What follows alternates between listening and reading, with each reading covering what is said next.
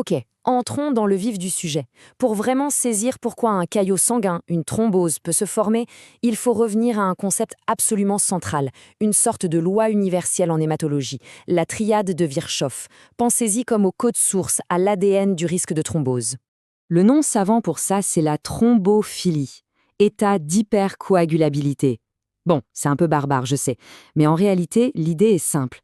C'est comme si le thermostat de la coagulation était cassé, bloqué sur chaud. Le sang, qui devrait être liquide et fluide, il devient plus épais, plus collant, et il est prêt à former des bouchons, des caillots, là où il ne devrait pas et quand il ne devrait pas. Et cette fameuse triade, elle repose sur 3 piliers. Si l'un d'eux seulement se fissure, tout l'édifice est menacé. Le premier pilier, la stase, c'est quand le sang circule mal, il stagne. L'exemple classique, le long vol en avion où l'on reste assis des heures. Le deuxième pilier, la lésion de la paroi du vaisseau. Le revêtement interne de nos veines ou artères est abîmé par une blessure, une chirurgie, un cathéter. C'est une brèche dans la muraille. Et le troisième pilier, c'est le cœur de notre sujet, l'hypercoagulabilité. Là, c'est la composition même du sang qui est altérée. Retenez bien ça. Il suffit qu'un seul de ces 3 éléments soit présent pour que le risque de caillot grimpe en flèche. Alors, d'où peut venir ce problème? Parfois, la faille est là depuis le début. Elle est inscrite dans notre ADN, dans nos gènes. C'est un peu comme si on naissait avec des plans de construction défectueux pour notre système de coagulation. Et le défaut génétique le plus courant, celui qu'on rencontre le plus souvent, c'est le facteur V, l'Éden. Pour que ce soit limpide, utilisons une métaphore militaire. Dans un monde idéal, le facteur V est un soldat discipliné. Il fait son travail, il aide à former le caillot pour stopper un saignement. Mais dès que son supérieur, la protéine C, lui crie « Halte !», il obéit et s'arrête. Le problème avec le facteur V, l'Éden, c'est que ce soldat a muté. Il est devenu une sorte de super soldat rebelle invincible. Il n'écoute plus les ordres de la protéine C. Alors il continue de coaguler, sans fin, sans contrôle. Ce soldat rebelle n'est pas le seul problème génétique possible, loin de là. Il y a aussi la mutation du gène de la prothrombine.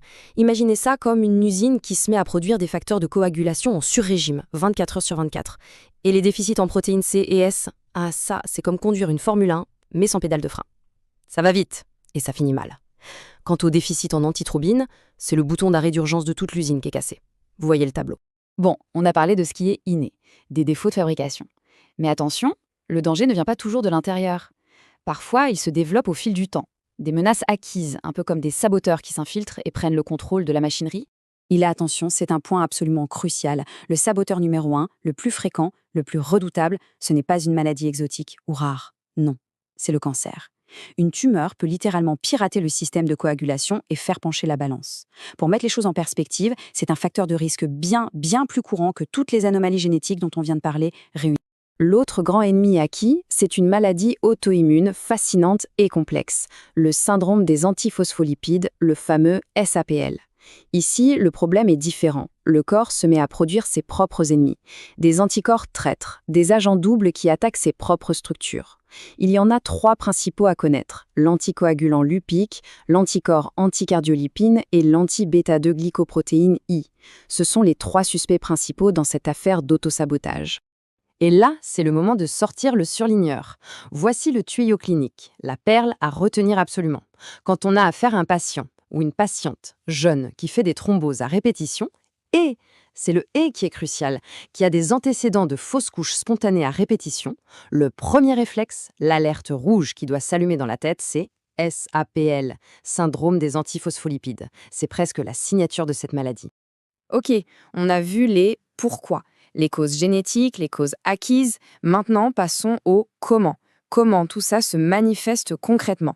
Et surtout, comment est-ce qu'on prend les choses en main? Alors, premier point fondamental, tous les caillots ne se ressemblent pas. Les anomalies héréditaires, comme notre soldat rebelle le facteur V Leiden, ont une préférence. Elles aiment créer des caillots dans le système veineux, là où le sang circule lentement, comme un grand fleuve tranquille.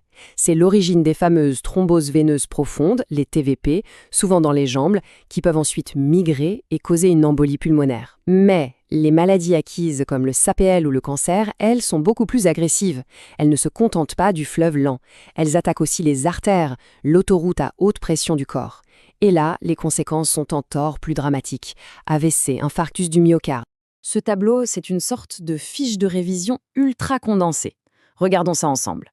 Le facteur V. Leiden, le soldat résistant, son signe d'appel, c'est les thromboses veineuses qui reviennent. Le SAPL, l'attaque auto-immune, on l'a dit, la signature, ce sont les avortements récurrents. Le déficit en protéines C ou S, la voiture sans frein, alors là, il y a un signe clinique très spécifique à connaître, la nécrose de la peau qui peut survenir si on commence un traitement par warfarine. C'est un piège classique. Et pour finir, le déficit en antithrombine 3, le bouton d'urgence défaillant, se manifeste souvent par une chose. Le traitement par héparine ne marche pas ou mal. On parle de résistance à l'héparine. Face à ça, la stratégie thérapeutique est finalement assez logique, et elle se déroule en 3 temps. D'abord, bien sûr, il faut poser un diagnostic, comprendre quel est le déséquilibre précis. Ensuite, l'urgence, dissoudre ou gérer le caillot qui est déjà là. Pour ça, on utilise des anticoagulants puissants comme l'héparine. Et la 3e étape, qui est absolument capitale pour l'avenir, c'est la prévention. On met en place une anticoagulation sur le long terme, avec des médicaments comme la warfarine ou les anticoagulants oraux directs, les AOD. Le but de tout ça, c'est toujours le même, régler la balance et éviter que ça ne recommence. Et tout cela nous ramène à une question vertigineuse, presque philosophique. Comment notre organisme fait-il pour maintenir en permanence ce funambule sur son fil ? Comment réussit-il à marcher sur cette ligne de crête incroyablement étroite entre l'hémorragie fatale d'un côté et la thrombose catastrophique de l'autre ? La réponse, c'est que c'est un ballet incessant. Une mécanique d'horlogerie suisse d'une complexité et d'une précision folle. Un cycle où chaque molécule, chaque protéine, chaque cellule doit jouer sa partition à la perfection. Le moindre grain de sable dans cet engrenage peut provoquer le désastre. Et cela nous ramène constamment, inlassablement, à la quête de cette